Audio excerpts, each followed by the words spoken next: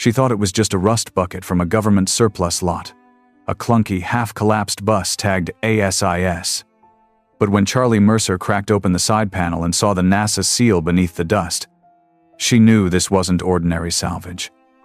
What followed wasn't just a restoration, it was a descent into forgotten space history, sealed files, and a decades-old mystery no one ever meant to uncover. Before we dive in, tell us where you're watching from. We love hearing from wrench-turners and wonder-seekers all around the world. And if you live for stories about buried history, lost technology, and the grit it takes to bring it all back to life, hit that subscribe button. Because the next story might just launch us further than this one ever could. The sky was already turning the color of burnt copper when Charlie Mercer pulled into the back lot of the decommissioned government surplus depot. Her boots hit the gravel like punctuation marks, slow, steady, defiant. She didn't come here looking for anything specific. That's how it always started. Just a hunch, a gut pull toward rusted things no one else wanted. The air smelled like sun-baked steel and desert weeds.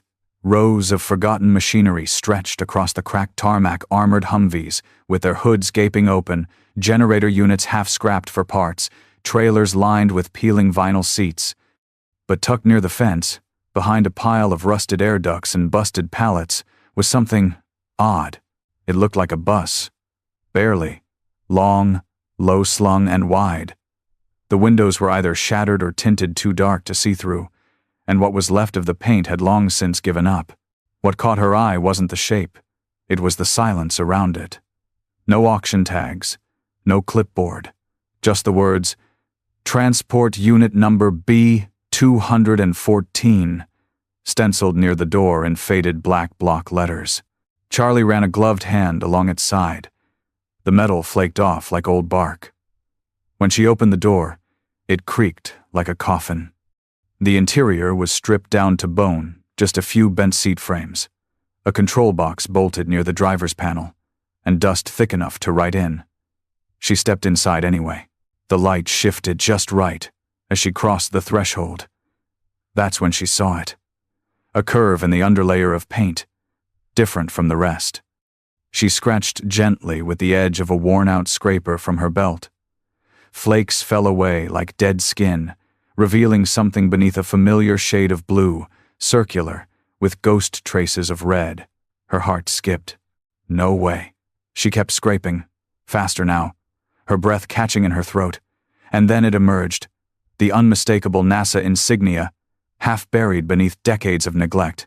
Charlie stepped back like she'd just touched a live wire. This wasn't some decommissioned school bus. This thing had history, real, heavy, and likely classified.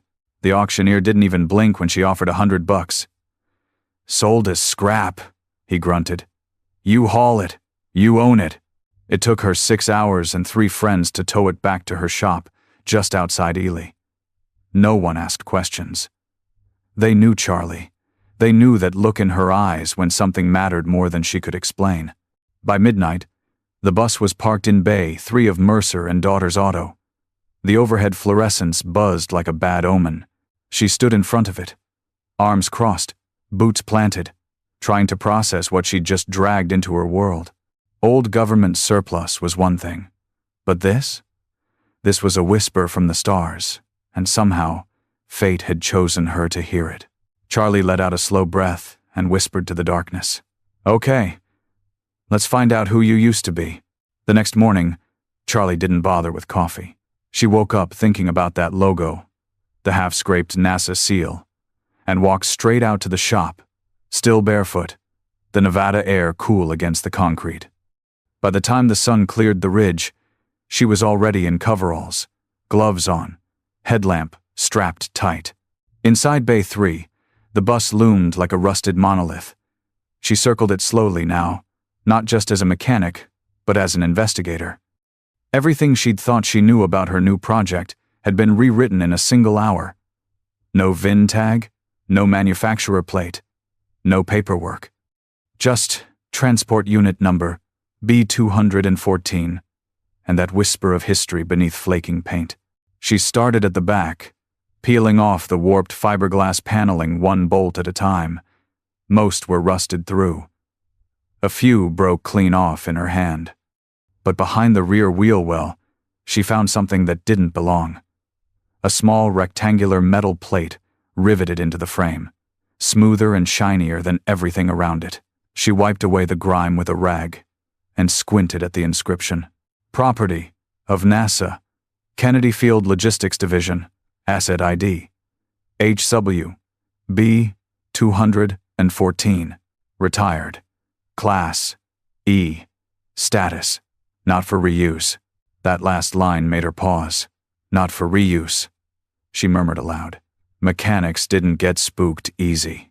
You couldn't afford to be squeamish around snapped axles or fire-damaged wiring. But that phrase hit different. It didn't sound like bureaucracy. It sounded like a warning. Curiosity overrode hesitation. She slipped under the bus, flashlight clenched between her teeth, and found the undercarriage to be strange. Reinforced. A triple-banded subframe ran along the spine, not military spec, not commercial. It looked like it was built for shielding, not support. Who builds a bus like this? Charlie climbed back up and popped the side panels near the wheel wells. Hidden behind layers of insulation and dust was a strange compartment. A smooth cylindrical tank about 2 feet wide, welded into the body. It had a purge valve and what looked like a cryo line feed. Not fuel, not brake fluid. Something colder. That's when she noticed the floor inside wasn't level. Near the center of the cabin, the metal dipped slightly, not damage, but design. She knocked with her knuckles. Hollow. She pried gently at the panel. It shifted. Just enough to feel that something was underneath. Charlie's pulse quickened. This wasn't a bus. This was a shell that once carried something else, something important enough to reinforce, insulate, and eventually erase from existence. She sat back on her heels, sweat beating down her spine despite the cool air. The smell of rust mixed with the faintest trace of something chemical and sweet-aged coolant, or maybe oxidized lithium. Whatever it was, it hadn't been touched in decades. Charlie stood slowly and looked around the shop, as if half expecting someone to be watching. But the only thing watching her was history, and it was finally ready to speak. Charlie spent the next 3 days stripping the transport down like an archaeologist digging through layers of time. Every panel removed, every bolt loosened. Felt less like mechanical work, and more like translation decoding a language no one had spoken in 50 years. She documented everything. Photos, notes. A full diagram sketched out on the whiteboard in her office. There were no seat mounts at least, not like a normal passenger bus. Instead, the anchor points were strange, thick-gauge steel plates welded in a honeycomb pattern, reinforced. Not for sitting, for holding something heavy, stable. Inside one of the wall panels, she found a set of cables wrapped in deteriorated foil shielding. The insulation had mostly crumbled, but beneath it were color-coded wires that didn't match any automotive standard she knew. They looked aerospace, military-grade maybe, or older NASA era, from a time when wiring didn't follow rules. It followed need. She traced the wiring to a small control panel near the driver's seat, hidden behind a false dash compartment. The faceplate was missing, but behind it, someone had left an old punch tape reader, disconnected, abandoned. But still there, still waiting. Charlie stood over it, arms crossed, chewing the inside of her cheek. She didn't have the tools to read it, but she didn't need to. Its presence alone told her everything. This transport wasn't designed for people. It was designed for systems, for cargo that had to be monitored, kept cold, kept secure. The kind of cargo you didn't list on manifest sheets or logbooks. She slid under the flooring again, where that shallow dip curved like the belly of something hidden. With a crowbar and patience, she cracked open the subflooring. Beneath it wasn't insulation. It was a capsule shell, titanium-lined, sealed at both ends, with a manual release hatch facing up. The kind of hatch you wouldn't put in a passenger bus unless it carried something that needed to be sealed. Something valuable. Or dangerous. Charlie sat in the driver's seat that night, staring at the rusted steering wheel like it might answer her questions. The shop was quiet.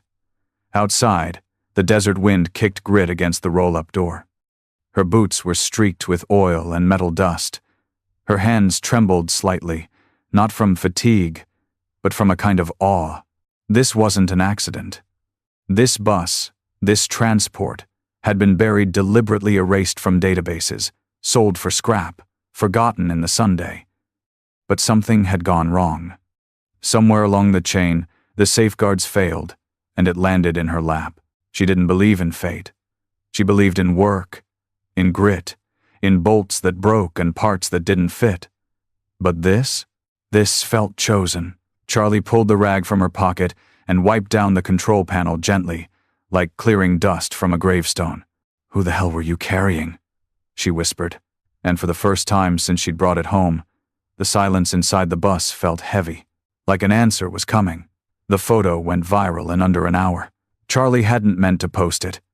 It was late, and she was covered in grease, her fingers sore from stripping the last of the ceiling insulation. But the way the light hit the interior, catching the faded NASA seal, the exposed wiring, and the strange capsule hatch beneath the floor, something about it looked cinematic. She captioned it simply, "This was under a rusted-out bus I bought for $100. Anyone seen anything like it?" She closed her phone and went to bed. By morning, her inbox was a mess. Tags, shares, a few conspiracy theorists. But one message stood out, not flashy, no emojis, no theories. Just a subject line. "I worked Bay 4. I know that bus." No text, just a phone number. Charlie stared at the message for a while, her thumb hovering over the call button. Finally, she hit dial. The voice that answered was low and deliberate. "Is this Charlie Mercer?" "Yes." A pause. "My name's Ellis Granger. I used to work logistics for a contractor out of Cape Canaveral in the 72nds. I saw your photo. That transport, I worked on it. Bay 4 was the staging area." Charlie sat up straight. "So you know what it was?" Another pause. "I know what it wasn't. It wasn't supposed to end up in the wild." Ellis asked if she was near Ely. She told him yes. "I'm already on the road," he said. "I'll be there by tonight." He showed up in an old Ford pickup, the kind that still smelled like diesel and cassette tapes. Wore a ball cap so sun-bleached it was nearly white, and a denim shirt that looked older than she was. But his eyes were sharp, curious, unafraid. Inside the shop, Ellis didn't speak at first. He walked around the bus slowly, hand trailing along the side panel like he was greeting an old friend who'd somehow survived the war. "This was a Class E transfer," he said finally. "Internal cargo only. No manifest. No external tracking. They called it a ghost run." Charlie folded her arms. "Ghost run?" Ellis nodded. "Meant it didn't exist. Not officially. NASA ran a few of these in the early days, mostly between dry test sites and labs that didn't technically exist. The transport units were modified aerospace insulation, cryo-capable mounts, encrypted telemetry lines." He tapped the floor hatch with his boot. "If this one still has the capsule, you're holding something they wanted buried." Charlie swallowed hard. "Why would they bury it instead of decommissioning it?" Ellis glanced at her, and for a moment, his age showed, because whatever was inside wasn't meant to come back.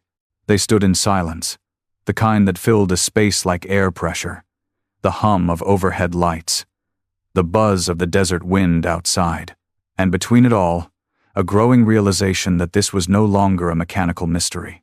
It was a secret, heavy, old, and unfinished. Ellis didn't want to sit. Not right away. He paced around the edges of the shop like a man trying to decide if he should speak or disappear. Charlie gave him space. Leaning against the workbench, arms crossed, her eyes fixed on the man who knew more than he was saying, he stopped at the open control panel near the dash.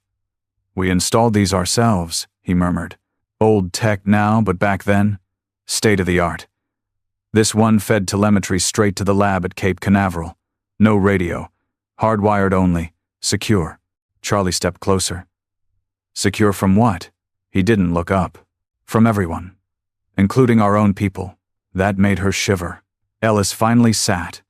Not on the stool she offered, but on the edge of the transport step, like he needed to be close to it. He reached into his jacket and pulled out a weathered manila envelope, thick with decades-old paper. "I made copies of what I had left," he said, handing it to her. "Wasn't much, but I kept these, not out of defiance, out of guilt." Inside were schematics, equipment manifests, even a partial project briefing. Most of the text had been redacted with thick black lines. But one name appeared again and again, in bolder print than the rest. Project. Horizon Wind, Charlie blinked. That's what this was? Ellis nodded.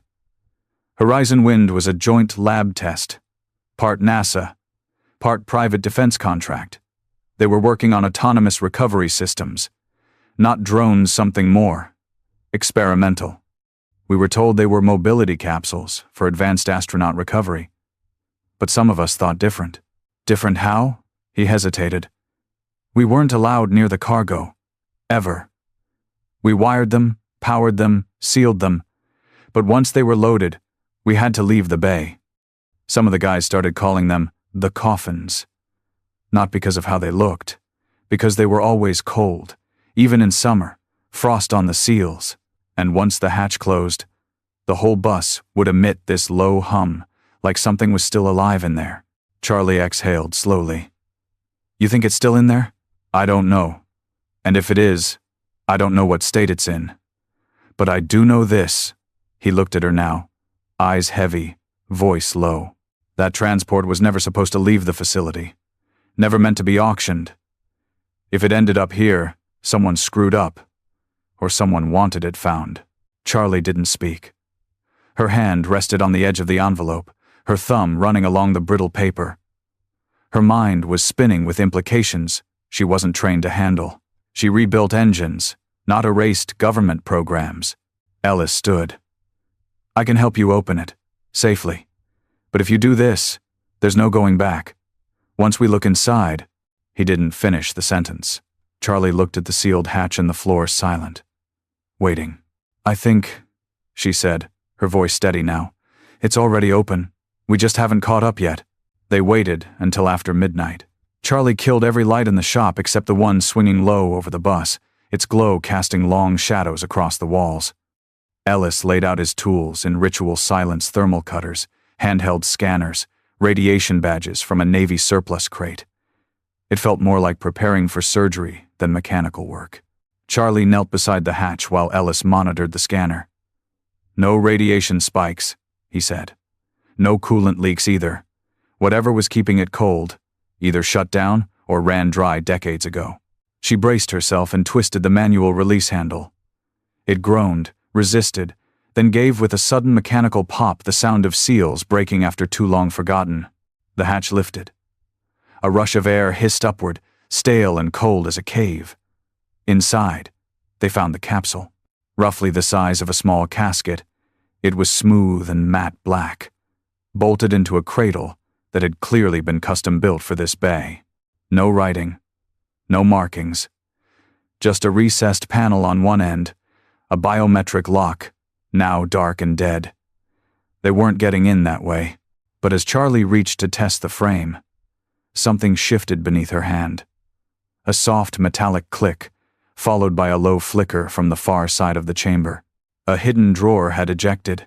Inside, a bundle of sealed documents, a faded blueprint roll, and what looked like a 1,970 seconds data cartridge wide, square, labeled in pen, Horizon Wind.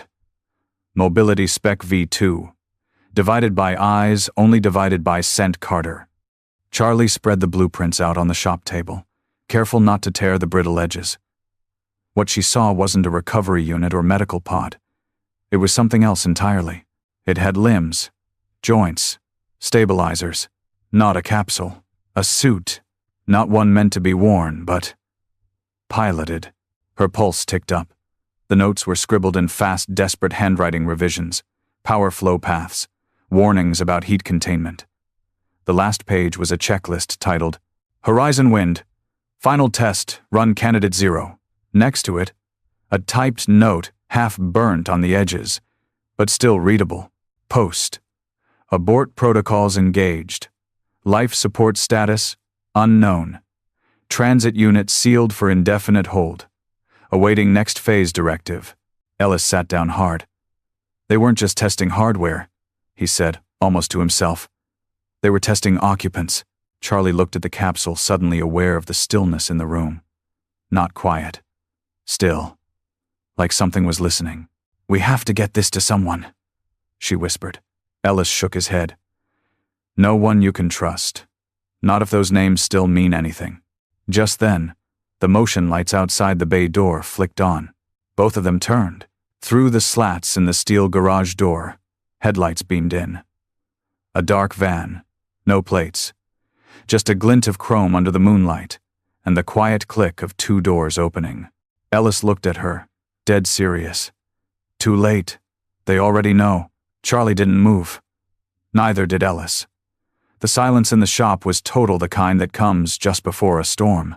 Outside, the garage's motion sensor clicked again, then went still. A second passed, then another, then a sharp knock at the front office door. Charlie backed away from the hatch and glanced toward Ellis. His face was already hard, his jaw set like a man stepping back into a nightmare. He gave a single nod, quiet and grim, then moved to kill the bay lights. Darkness swept in like a curtain. "Back room," he whispered. "Stay low." Charlie didn't argue. They crouched behind the tool wall, the air sharp with rust and adrenaline. The knock came again, harder this time. Then the voice, muffled but calm, filtered through the old wood. "Miss Mercer? Federal Property Recovery Division. Just want to ask a few questions." The acronym meant nothing. The tone meant everything. Too smooth, too rehearsed, too calm for someone knocking after midnight. Charlie reached for her phone, but there was no service. She hadn't even noticed earlier the signal had dropped, sometime after they opened the hatch. Ellis leaned in close. "They're jamming us. Short range. Portable dampener. We used the same tech back in '78. Another knock. "Miss Mercer. Failure to respond could result in forfeiture of assets under Federal Salvage Code." Charlie whispered. "This isn't legal." Ellis didn't answer. He didn't have to. A mechanical clink echoed from the other side of the building. Someone had jimmied the side gate. More footsteps. Slow, deliberate. Boots. 3 of them, Ellis whispered. One stayed by the van. Charlie looked toward the bus. The hatch was still open. The capsule exposed. "We need time," she breathed. Ellis motioned to the workbench. "Do you still have those fog canisters? For testing vac leaks?" She nodded, already moving. He yanked off his jacket, tied it around the capsule, and hoisted it out of the hatch with a grunt. The thing was heavy, built like a coffin, and twice as awkward. They slid it beneath a tarp-draped transmission dolly and pushed it against the back wall. Charlie twisted the nozzle on the canister and dropped it behind a shelf. Fog hissed out, white and thick, curling low across the floor just as the lock on the front door clicked open.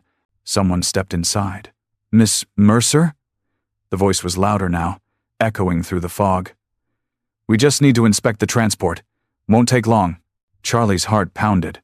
Ellis stepped forward, alone, calm as steel. "Sorry, you'll need a warrant." The agent stopped in his tracks. For a second, it was just boots and fog and silence. Then came the reply, low, cold.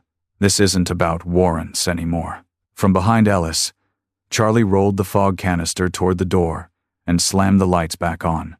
The intruders blinked against the sudden brightness, just long enough for Ellis to shove a shelf over, blocking the entrance. "We've got one shot," he growled. "Back exit. Now."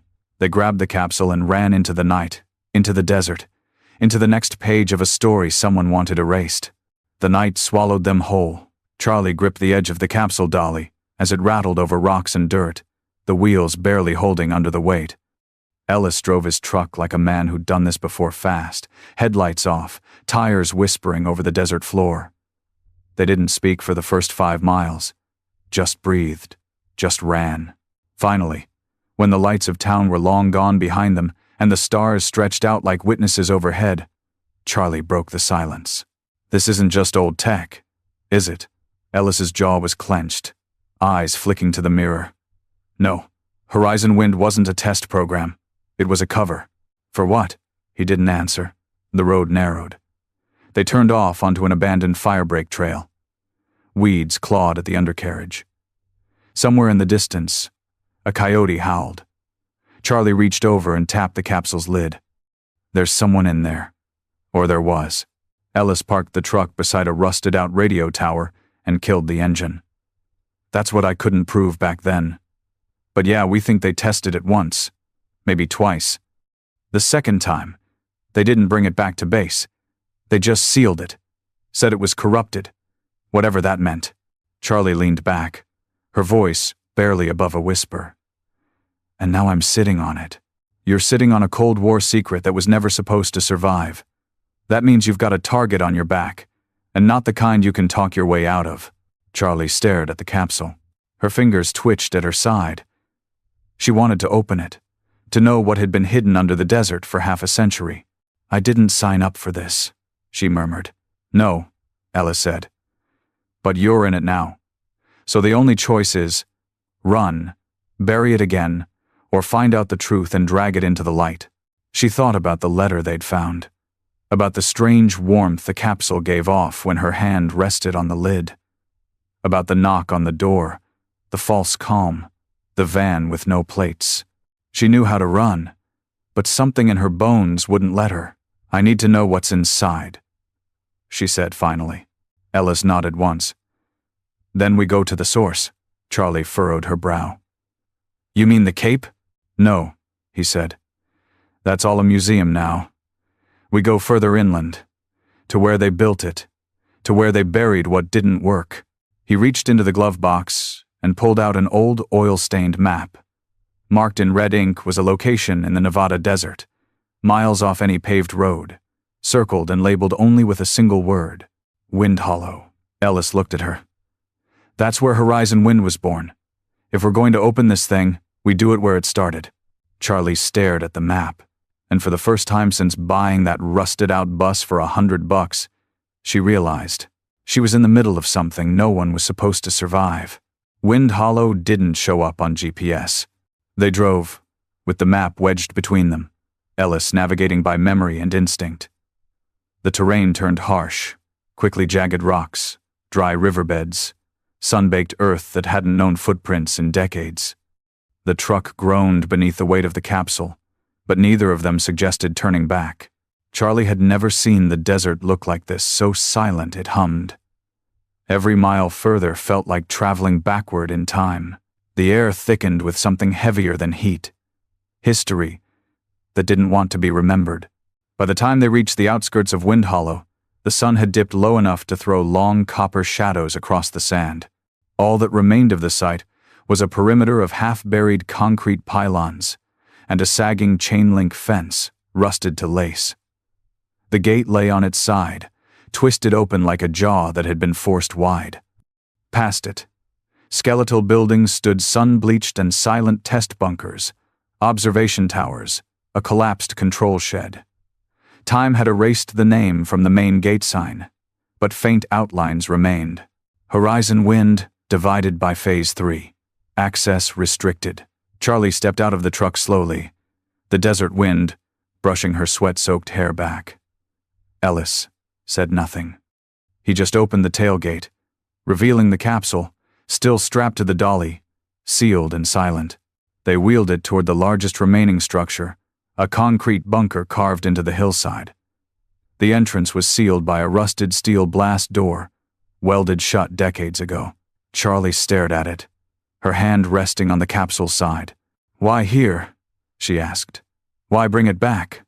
Ellis crouched beside the door, brushing dust off a small keypad box now corroded with time. Because this was the place they first tried to make it talk. He stood and handed her a pry bar. Help me crack it open. It took 2 hours and every ounce of their strength, but eventually the seal groaned loose. The blast door shifted open with the kind of sound that woke dead air, a deep, grinding protest from decades of stillness. Inside was darkness, and the faint, sickly scent of old coolant and scorched metal. The flashlight beam caught something on the far wall, a mural, painted directly onto the concrete in faded navy blue and gold. Horizon wind. The future moves itself. Charlie stared at it. The slogan eerie now. Hollow. A promise never fulfilled. They wheeled the capsule inside. As the dolly's wheels rolled across the cracked tile, a faint hum stirred through the air. Not mechanical, not electrical. Vibrational, like sound waves buried deep in the concrete, slowly waking. Charlie felt it beneath her boots, subtle, but alive. At the center of the room sat an old testing rig, circular, surrounded by coiled cables and rusted terminals. They positioned the capsule inside it, like returning a crown to an altar. She took a breath. This is it. Ellis nodded. Then the lights in the chamber flickered once, and for the first time in 50 years, Wind Hollow answered back. The light wasn't supposed to work. Not after 50 years of silence. But overhead, one of the recessed bulbs flickered again, sputtering to life with a dim amber glow as if the bunker itself had been waiting for someone to return. Charlie and Ellis froze. The hum beneath their feet had shifted. It was no longer subtle. It was rising slow, rhythmic, pulsing like a heartbeat. I didn't reconnect power, Ellis muttered. Charlie looked at the rig around the capsule. The old terminals, dusty, corroded, had started to blink, one by one, like dominoes waking from sleep. She stepped forward, heart thundering, and reached out toward the capsule's biometric panel. It wasn't dead anymore. A soft light pulsed behind the plastic, glowing orange, then green, then open. With a gentle hiss, the capsule's outer casing began to unfold.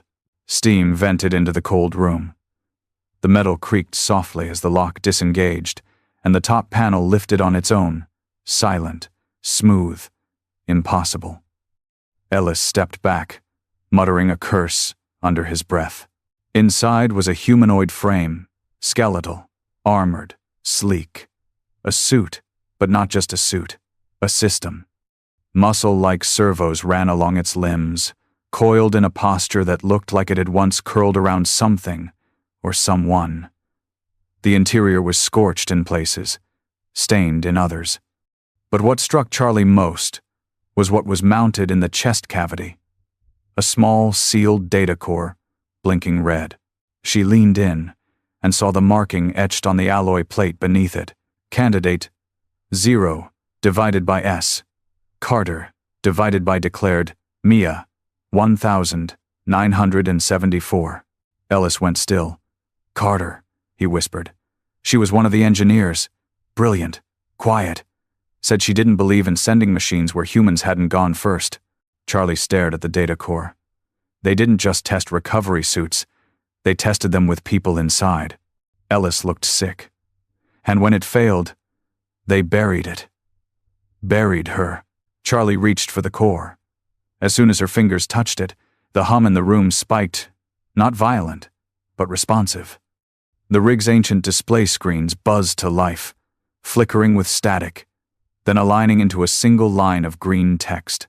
Do not restore the past. Move it forward. Charlie clutched the core to her chest. It was warm. Not hot, not dangerous, just present. Alive in a way metal had no right to be. She turned to Ellis, tears in her eyes. She didn't die in here. She waited. He nodded slowly, a reverence in his voice. For the right hands, they loaded the capsule back onto the dolly. Careful, deliberate. The rig powered down behind them like an exhale. As they left the bunker, the blast door didn't protest this time. It swung closed on its own, not locking them in, but letting them go. Back in the truck, the desert sky opened wide above them, stars overhead, silence all around. Charlie held the core in her lap, steady and sure. I'm not going to sell it, she said softly. I'm going to finish what she started. Ellis didn't reply. He just drove, eyes forward, into a future that had waited long enough to begin.